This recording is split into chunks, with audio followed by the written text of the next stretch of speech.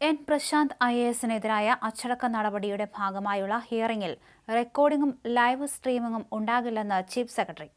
അച്ചടക്ക നടപടിയുടെ ഭാഗമായുള്ള ഹിയറിംഗ് രഹസ്യ സ്വഭാവമുള്ളതാണെന്ന് ചീഫ് സെക്രട്ടറിക്ക് അയച്ച മറുപടിയിൽ വ്യക്തമാക്കി. ഈ മാസം 16 വൈകിട്ട് 4:30-ക്കാണ് ഹിയറിംഗ്.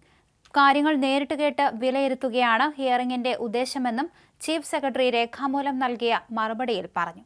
അതേസമയം ലൈവ് സ്ട്രീമിംഗ് വിചിത്രമായ ആവശ്യം എന്ന മാധ്യമങ്ങൾ പ്രയോഗിച്ചതിനെ വിമർശിച്ച് പ്രശാന്ത് പുതിയ കുറിപ്പിട്ടു. സർക്കാർ മീറ്റിംഗുകൾ ലൈവ് സ്ട്രീം ചെയ്ത് നൽകണമെന്നും മീറ്റിംഗുകൾ ലൈവ് സ്ട്രീം ചെയ്ത് പൊതുജനമറിയാൻ കൃഷി വകുപ്പ് വെളിച്ചം എന്ന പ്രൊജക്ടിന് അംഗീകാരം നൽകി ഉത്തരവിറക്കി കഴിഞ്ഞു. സുതാര്യത എന്തിന് എന്നല്ല സാമാന്യ ബുദ്ധിയുള്ളവർ ചോദിക്കുക, മറിച്ച് വയ്ക്കുന്നത് എന്തിന് എന്നാണ്. വിചിത്രമായ ആവശ്യം എന്ന വാക്ക് എല്ലാ മാധ്യമങ്ങളും ഒരുപോലെ ഉപയോഗിച്ചു എന്നതാണ് ഏറ്റവും വിചിത്രമായ കാര്യം. എൻ പ്രശാന്തിന്റെ കുറിപ്പിന്റെ പൂർണ്ണരൂപം ഇങ്ങനെയാണ്: വിചിത്രം ഇവിടത്തെ മാധ്യമപ്രവർത്തനമാണ്.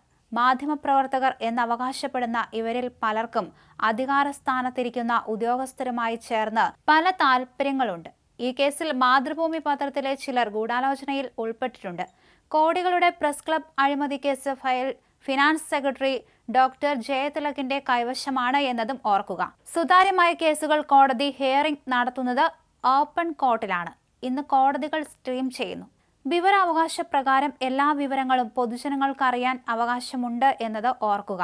സർക്കാർ മീറ്റിംഗുകൾ ലൈവ് സ്ട്രീം ചെയ്ത് പൊതുജനം അറിയാൻ കൃഷി വകുപ്പ് വെളിച്ചം എന്ന പ്രൊജക്ടിന് അംഗീകാരം നൽകി ഉത്തരവിറക്കി കഴിഞ്ഞു. പ്രശാന്തിനെതിരെ വകുപ്പ് തല നടപടിക്ക് മുന്നോടിയായി വകുപ്പ് തല അന്വേഷണത്തിൽ സർക്കാർ ആലോചിക്കുമ്പോഴാണ് ഹിയറിംഗ് ആവശ്യപ്പെട്ടത്.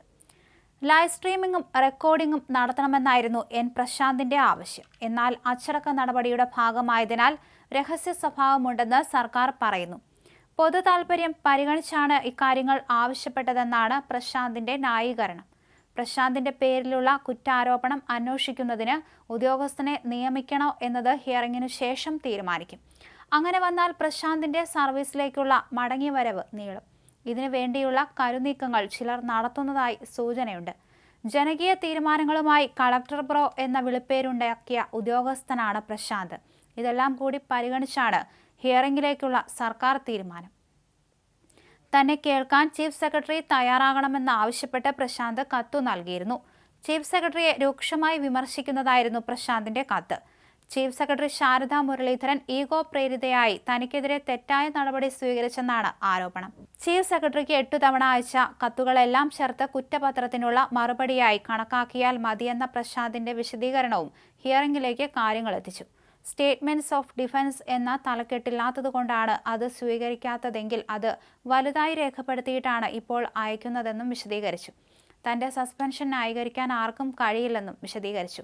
നിസ്സാരമായ ഫേസ്ബുക്ക് പോസ്റ്റിന്റെ അടിസ്ഥാനത്തിലാണ് തനിക്കെതിരെ നടപടിയെടുത്തത്. 2022 ജനുവരി മുതൽ സെക്രട്ടറി പദവിയിലേക്കുള്ള സ്ഥാനക്കയറ്റം തടഞ്ഞിരിക്കുകയാണ്. സസ്പെൻഷൻ പിൻവലിച്ച് സെക്രട്ടറിയായി സ്ഥാനക്കയറ്റം നൽകണമെന്നായിരുന്നു ആവശ്യം.